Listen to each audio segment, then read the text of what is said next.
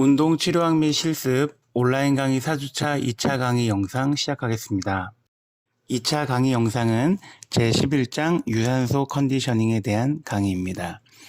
심혈관계에 대해서 설명드리고 운동 동안의 1회 용량, 그리고 심박동률, 산소 소비, 혈류, 에너지 시스템, 표적 심박동률 계산, 운동 강도 자각 능력, 컨디셔닝을 위한 팔 운동과 다리 운동, 탈 컨디셔닝, 훈련 프로그램을 순서로 내용을 전달해 드리도록 하겠습니다.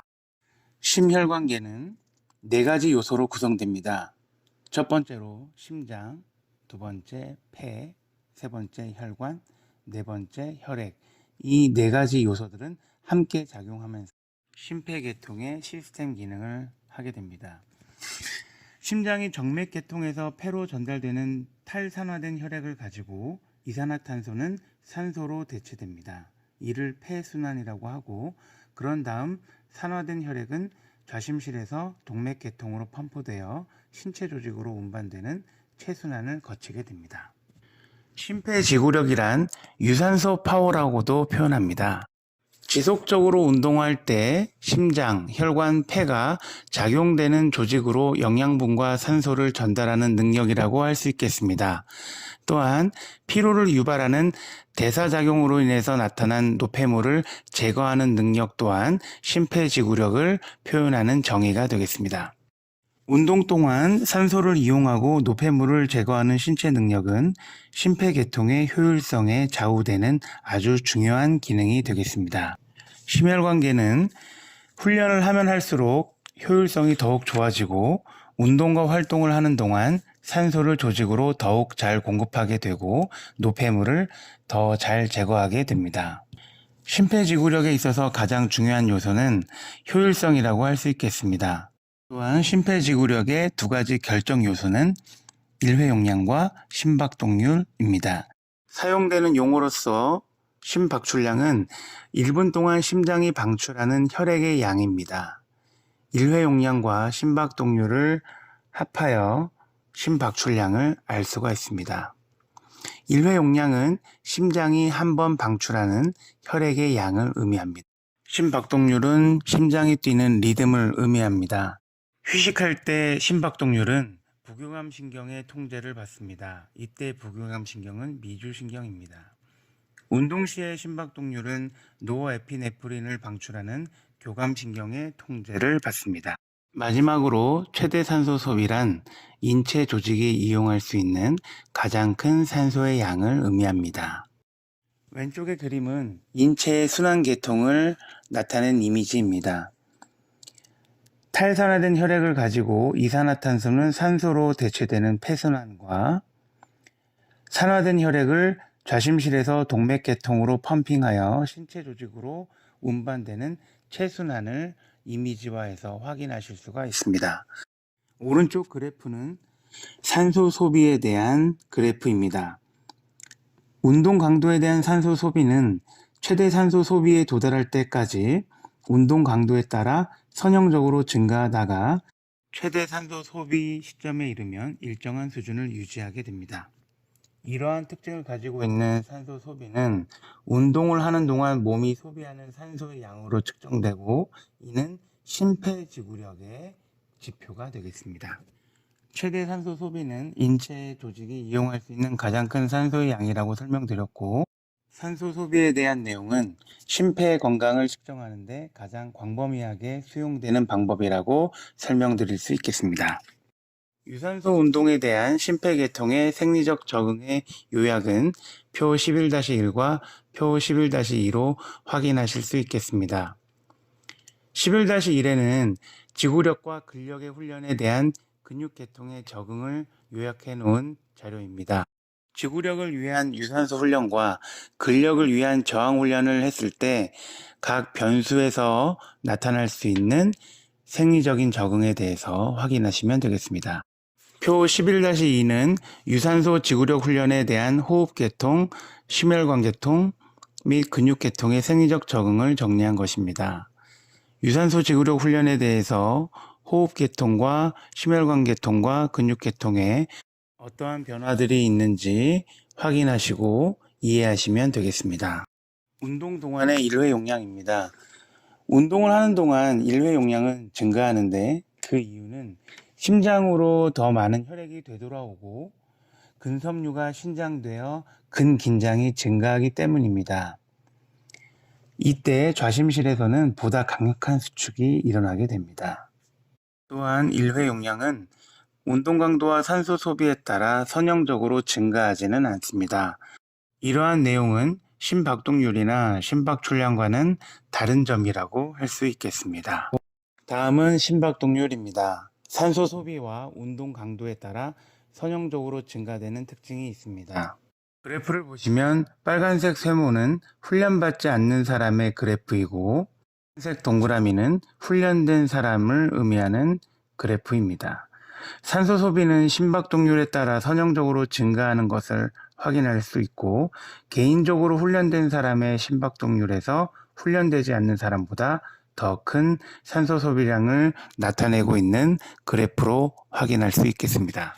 최대 산소 소비의 45에서 50%에서 최대 1회 용량에 도달하게 되면 심박동률은 단독으로 심박출량을 증가하는 기능을 담당하게 됩니다.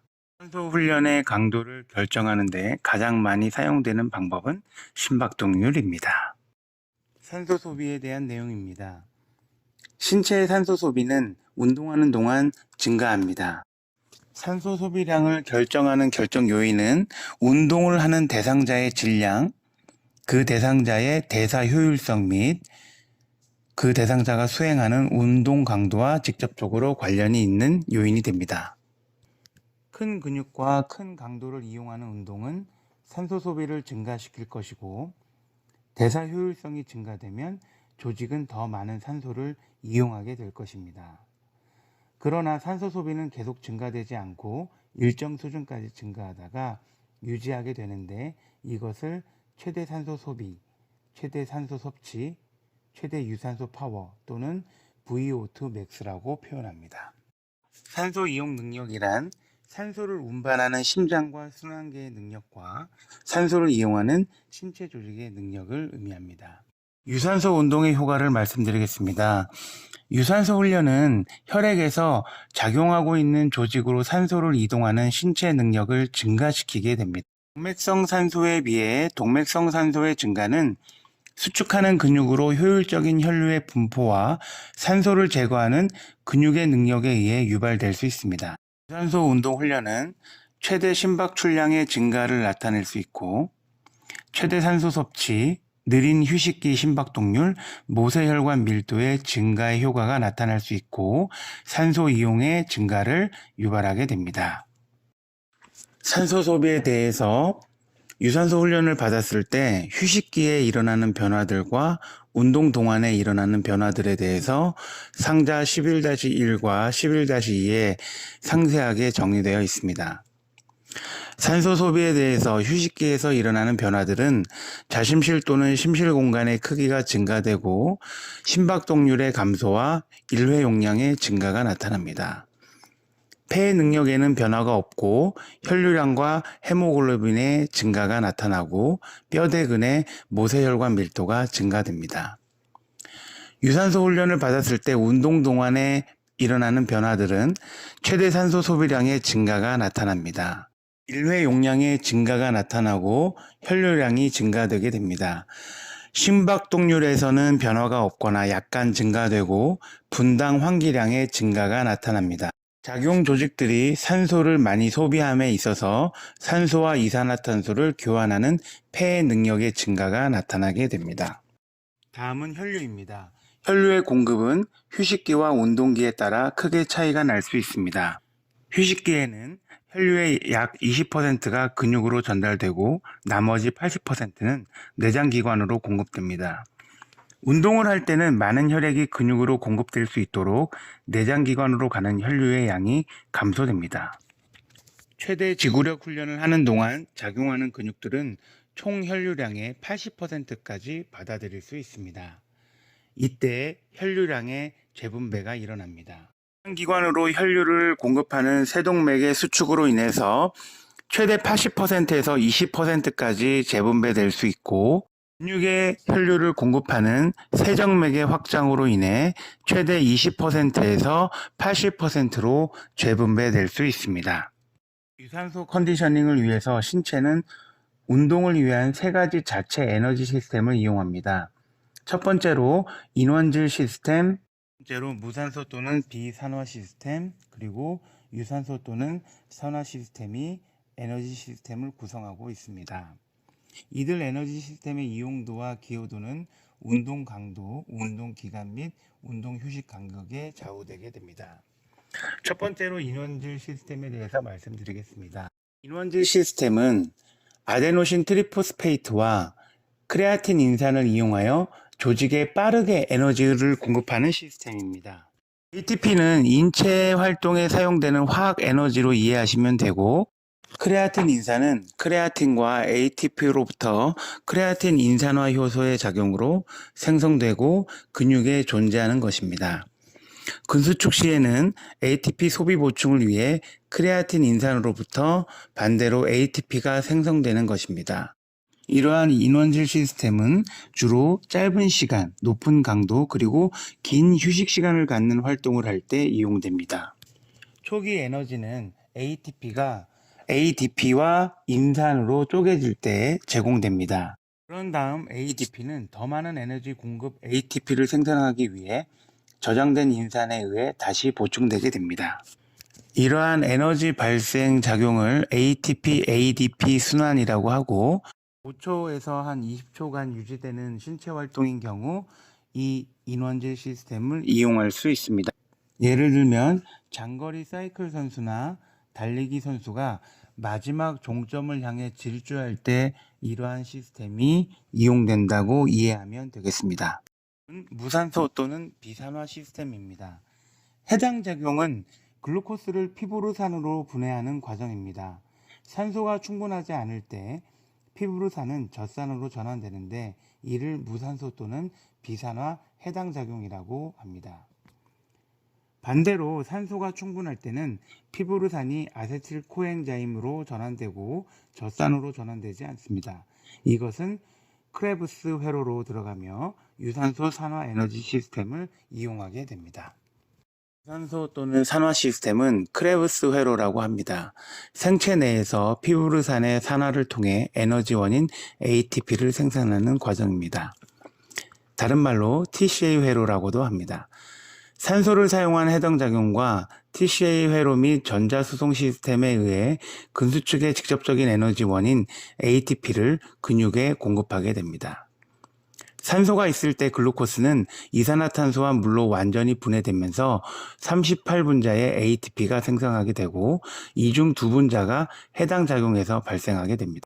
산소성 해당 작용은 무산소성 해당 작용과는 달리 산소가 충분히 있을 때 일어나므로 젖산이 축적되지는 않습니다. 이는 산소가 젖산의 바로 전신인 피부르산의 대부분을 ATP를 생성한 뒤에 유산소성 과정으로 다시 한번 전환시키기 때문입니다.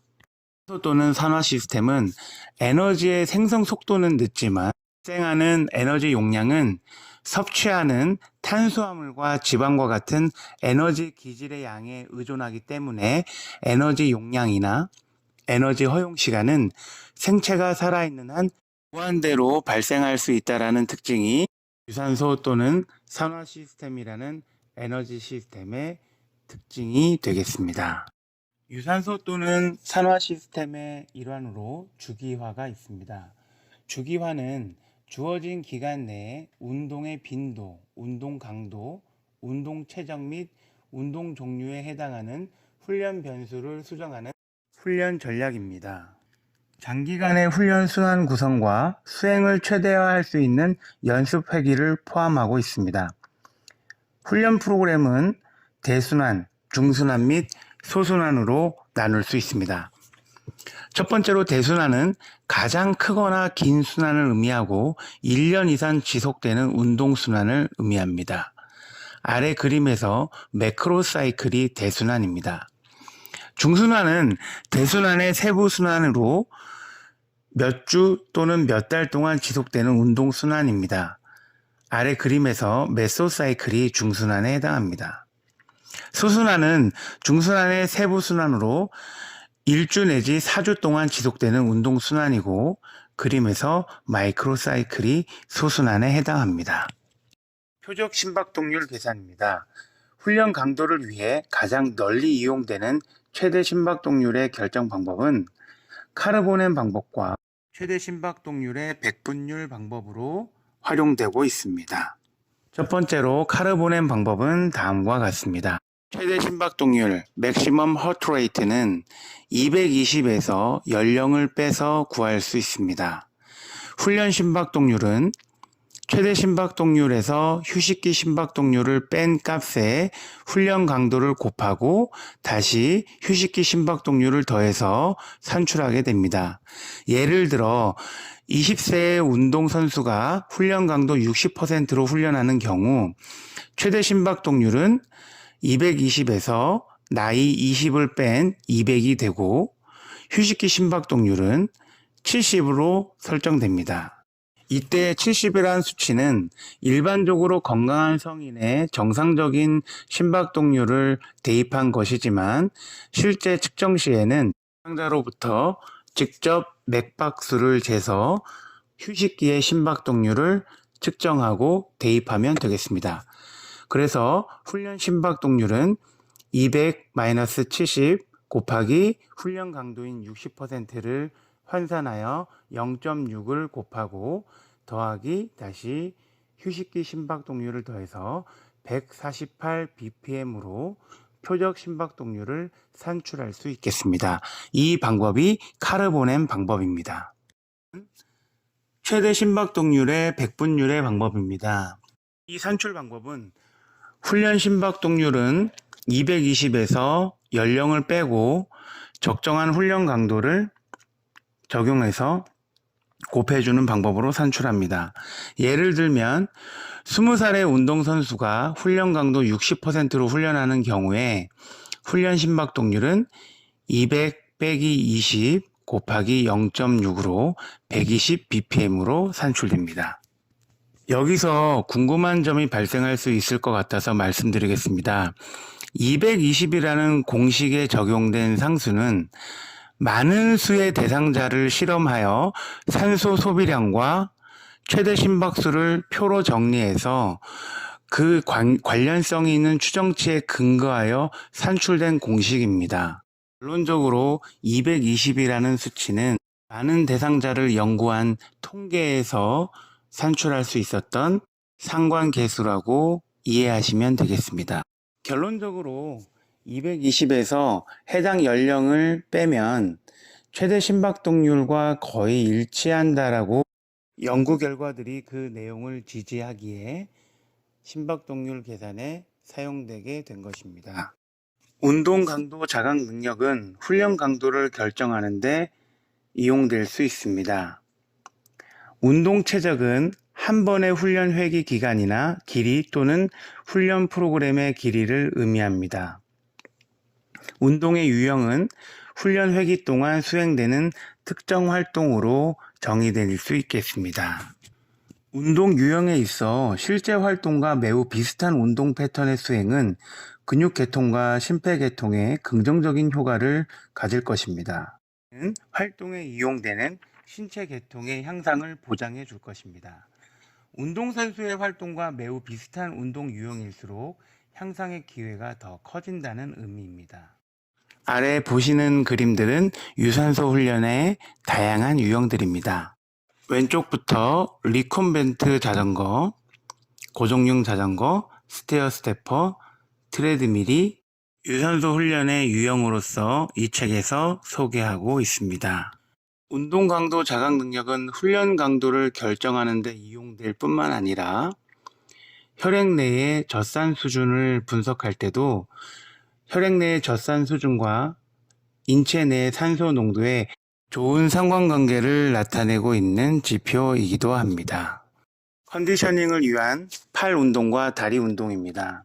운동 대상자가 자신의 다리를 이용할 수 없다면 왼쪽 그림과 같이 팔 에르고메터를 이용해서 운동할 수 있습니다. 팔 운동은 다리 운동과 다른 심폐계통의 반응을 이끌어낼 수 있습니다. 심박동률의 50%에서 60% 정도 해당하는 최대화 활동을 하는 동안 다리 운동을 할 때보다 팔 운동을 할 때가 더 큰 에너지를 사용합니다. 이는 심박동률, 수축기 혈압, 폐 가스 교환율 및 혈액 내 젖산 농도가 팔 운동을 할 때 더 높게 나타나기 때문입니다. 이런 차이점은 팔에서 이용되는 근질량이 더 작기 때문이고 또 심박동률과 혈압을 증가시킬 수 있는 말초 저항이 더 크기 때문입니다. 다음은 탈 컨디셔닝입니다. 손상이나 질병으로 인한 비활동은 심폐계통과 근육계통에 나쁜 영향을 줄 수 있습니다. 밑에 표 11-6에서 확인할 수 있듯이 비활동이나 비훈련의 첫 2주 내지 4주 내에 신체는 최대 산소 섭취, 혈류량, 심박동률, 일회 용량, 근육의 가로 면적 및 세포의 에너지 발생에 기여하는 사립체, 즉 미토콘드리아의 크기와 숫자의 변화가 나타납니다. 비활동 효과를 피하기 위해서는 또는 최소화하기 위해서는 빈도는 줄일 수 있어도 운동 강도만큼은 손상 이전 수준을 유지하는 게 가장 중요합니다. 마지막으로 훈련 프로그램입니다. 훈련 프로그램에는 장기간 중등도 강도 훈련과 중간기간 고강도 훈련, 단기간 고강도 훈련, 속도 놀이를 의미하는 파틀렛, 순환 훈련, 교차 훈련으로 소개되고 있습니다. 첫 번째로 장기간 중등도 강도 훈련은 느린 장기간 훈련이라고도 합니다. 심폐지구력과 근지구력을 증가하는 목적으로 사용되는 훈련입니다. 30분에서 2시간 이상까지 훈련 기간을 지속하고 젖산 역치 이하로 운동을 수행하는 훈련의 방법입니다. 다음은 중간기간 고강도 훈련입니다. 이 훈련은 페이스 훈련 또는 템포 훈련, 유산소 인터벌 훈련이 포함됩니다. 최대 산소 소비를 증가하는 목적으로 활용되는 훈련이고 30분에서 60분 동안 수행을 하고 젖산 역치 또는 그 이하로 수행하는 훈련입니다. 젖산 역치를 높일 수 있고 무산소 지구력과 유산소 또는 무산소 대사 에너지 소비를 증가할 수 있는 훈련입니다. 앞서 말씀드린 페이스 또는 템포 훈련은 운동 대상자가 젖산 역치나 젖산 역치 아래에서 훈련을 하는 형태를 말합니다. 훈련 강도가 젖산 역치보다 증가되면 훈련 회기마다 훈련 기간을 감소시켜야 하고 운동 수행하는 사이에 휴식 시간을 가지게 됩니다. 훈련의 일과 휴식에 대한 비율이 약 1대1로 적용되는 훈련을 유산소 인터벌 훈련이라고 명명합니다. 페이스 템포 훈련과 유산소 인터벌 훈련의 장점은 비슷합니다. 그 이유는 젖산 역치를 높이고 무산소 지구력과 유산소 대사와 무산소 대사의 에너지 소비를 증가시키기 때문입니다. 단기간 고강도 훈련은 유산소 또는 산화 능력을 증가시킬 때 활용되는 훈련입니다. 운동은 30분에서 60분 동안 수행하고 높은 강도로 10초에서 20초 정도 수행합니다. 회복을 위한 40초에서 90초 정도의 휴식 시간을 갖는 훈련이 단기간 고강도 훈련이 되겠습니다. 속도 놀이로 알려져 있는 파틀렉은 앞에서 언급된 훈련들, 장기간 중등도 강도 훈련과 중간기간 고강도 훈련, 단기간 고강도 훈련의 복합된 형태입니다. 훈련 과정 동안에 다양한 훈련 강도와 훈련 기간을 적용하는 형태의 훈련입니다. 파틀렉 훈련은 다양한 시간과 거리에 따라 여러 가지 강도가 복합되어 이루어지게 됩니다. 예시를 들면 먼저 평지에서 달리기 한 후 언덕이나 계단을 빠르게 오르기, 그리고 활발한 페이스로 걷기 등으로 이루어질 수 있습니다. 순환 훈련은 특정 시간 동안 다른 근육군과 에너지 시스템을 강조하는 많은 운동기구를 이용하는 훈련의 한 종류입니다. 순환 훈련은 10분에서 20분 동안 지속적으로 수행되며 근력과 유산소 산화 운동을 교대로 수행하게 됩니다. 순환 훈련은 2회 내지 3회 정도 반복되어야 하며 훈련 회기 사이에 3분 내지 5분간 휴식을 취해야 합니다. 다음으로 교차 훈련입니다. 교차 훈련은 한 가지 훈련과 달리기, 사이클, 수영 등과 같은 다른 훈련을 교대로 수행하는 훈련입니다. 이 훈련은 운동 대상자가 손상을 당했거나 특정 스포츠 훈련을 할 수 없게 되었을 때 운동 대상자의 컨디션을 유지하는 데 도움을 줄 수 있는 훈련입니다. 교차 훈련은 훈련 강도를 유지하는 동시에 매일 사용하는 특정 근육의 스트레스를 완화시킴으로써 과사용 손상을 경감하는 데 이용될 수도 있습니다. 예를 들어 달리기 선수가 발, 허리뼈 스트레스 골절을 당해 달리기를 할 수 없다면 수영 훈련을 통해 심폐 컨디셔닝을 유지할 수 있는 것이 교차 훈련의 사례가 되겠습니다. 교차 훈련의 주요 개념은 훈련 강도와 훈련 기간이며 운동의 이득을 얻기 위해 원래 운동 형태와 동일한 훈련 강도와 훈련 기간으로 수행되어야 합니다. 여기까지 온라인 강의 4주차 2차 강의 영상 마치도록 하겠습니다. 여러분들 강의 듣느라 너무나 고생 많으셨습니다.